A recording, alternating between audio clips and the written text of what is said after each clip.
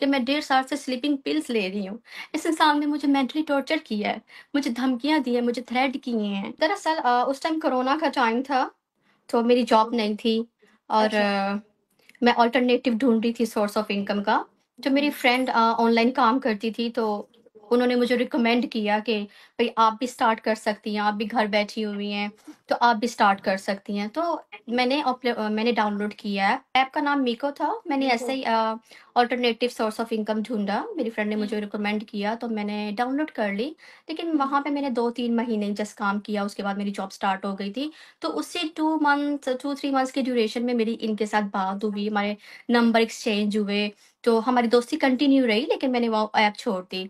तो हमारी हुँ। दोस्ती कंटिन्यू रही और वो दोस्ती हमारे प्यार में बदल गई। फिर इन्होंने मुझे प्रपोज़ किया शादी के लिए और फिर हमारी शादी हुई इनकी फैमिली में। जब मेरी इनके साथ शादी हुई थी, तब इनका कोई सोर्स ऑफ इनकम नहीं था। इतने हुँ। ये अ, इतना नहीं कमाते थे, मतलब फाइनेंशियली बहुत ज़्यादा वीक थे, तो मैं इनको सपोर्ट करती थी। और फिर मैंने अच्छा। इनका वीज़ा भी अप्लाई करना था, तो मैंने अपना घर बेचा इनके लिए और अपना घर बेच के मैंने इनका वीज़ा अप्लाई किया।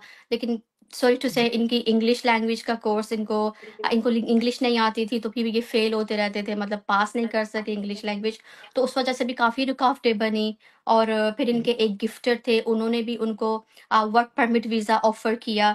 तो हुँ। उसमें भी प्रॉब्लम्स आ गई, वो भी नहीं वो भी अचीव नहीं हो सका। जब पाकिस्तान आती थी, तो मैं इनके लिए बहुत ज़्यादा प्रेज़ेंट लेके आती थी। अच्छा। फर्स्ट आईफ़ोन जो नया आया था 12 प्रो मैक्स, वो मैंने ही इनको गिफ्ट किया था और इनके कपड़े, ग्लासेस, हर चीज़, मतलब मैं पाकिस्तान इनके लिए लेके आती थी। सोशल मीडिया पे भी काम नहीं कर रहे थे, तो ये बिल्कुल स्टक हैंड टू माउथ वाला इनका हिसाब था।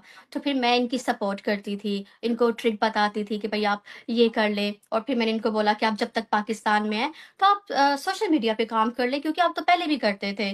तो फिर इन्होंने टिकटॉक स्टार्ट की, टिकटॉक से ये इनको इनको शोहरत मिली और फिर इस तरह से ये जब ऊपर आए, तो ये लास्ट 1 एंड हाफ ईयर से इनका बिहेवियर मेरे साथ बहुत बदलना शुरू हो गया और मुझे टाइम देना कम हो गया या इनकी अब्यूज़िंग शुरू हो गई और इनके टॉर्चर मेरे ऊपर शुरू हो गए। अफेयर्स भी फिर मैं जब पाकिस्तान में इनकी मम की डेथ हुई, तो मैंने एक लड़की का अफेयर पकड़ा जो यूएसए की थी। फिर उन्होंने हुँ। माफ़ी वगैरह माँगी, तो वो सॉर्ट आउट हो गया और फिर जब मैं दुबई में इनके पास गई इनसे मिलने के लिए, तो वहाँ पे मैंने इस लड़की जो इस्लामाबाद में रहती है, उसका नाम ज़ोई हाशमी है, उसका हुँ। अफ़ेयर पकड़ा, वो इनसे सॉरी कह रही थी।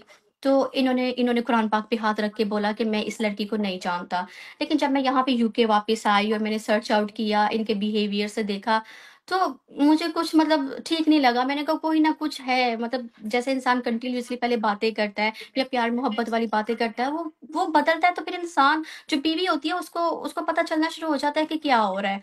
तो फिर मैंने उस लड़की के हस्बैंड से कॉन्टैक्ट किया इंस्टाग्राम पे। मैंने उनसे पूछा कि क्या आपने अपनी बीवी को डिवोर्स दे दी है? फिर उन्होंने मुझे बताया कि हाँ, मेरी बीवी ने पतलू की वजह से मेरे से डिवोर्स ले ली है। जब मैंने उनको कॉल की थी कि आप मेरे हस्बैंड से दूर हो जाओ, क्योंकि वो मेरे निकाह में हैं।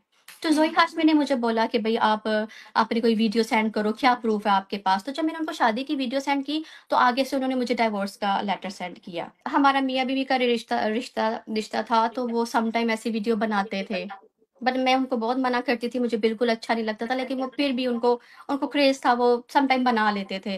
मुझे नहीं पता कि उनके मोबाइल में वो फ़ौरन डिलीट तो कर देते थे, मैं उनको कहती थी आप डिलीट कर दें, लेकिन शायद 1-2 उनके मोबाइल में रह गई थी। तो हुँ। वो मुझे वीडियो कॉल पे मतलब दिखा के मुझे वो थ्रेट कर रहे थे बाकायदा कि ये देखो ये हुँ। तुम्हारी वीडियो है, अगर तुमने डिवोर्स नामा टिकटॉक पे बताया या लगाया, तो मैं तुम्हारी ये वीडियो डिलीट कर टिकटॉक पे लगा दूँगा और तुम्हारी फैमिली को, तुम्हारे भाइयों को भी सेंड करूँगा और मैं तुम्हें किसी जगह पे मुँह दिखाने के काबिल नहीं रखूँगा। आप मुझे ये बताएँ कि अगर ये पेपर मैरिज थी, तो फिर मैं क्यों उनसे मिलने के लिए जाती थी? हुँ।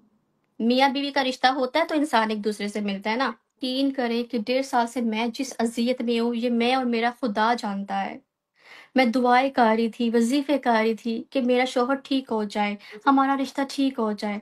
लेकिन वो वर्se से वर्se होता गया हमारा रिश्ता और उनके मैरिटल अफ़ेयर ने हमारे रिश्ते को बर्बाद कर दिया। लेकिन मैं यहाँ पे जो आई हूँ, एक तो मैं अपने हक़ के लिए आई हूँ और दूसरी हुँ। बात ये है कि वो औरतें कि जो इस तरह के मर्दों के चुंगल में फँस जाती हैं, वो इस तरह के मर्दों से शादी करने से पहले हज़ार बार सोच लें कि कल को आपकी ज़िंदगी के साथ भी ऐसा ही हादसा हो सकता है, जो मेरे हुँ। साथ हुआ है।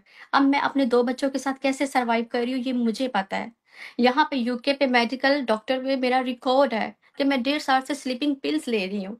इस इंसान ने मुझे मेंटली टॉर्चर किया है, मुझे धमकियाँ दी हैं, मुझे थ्रेट किए हैं। मैं इसको बोलती थी कि आप सोशल मीडिया पे बताओ, आप हर लड़की के साथ मतलब इस तरह अफेयर्स में जाते हो या मीठी-मीठी बातें करते हो, तो मुझे ये पसंद नहीं, मुझे जेलसी होती है।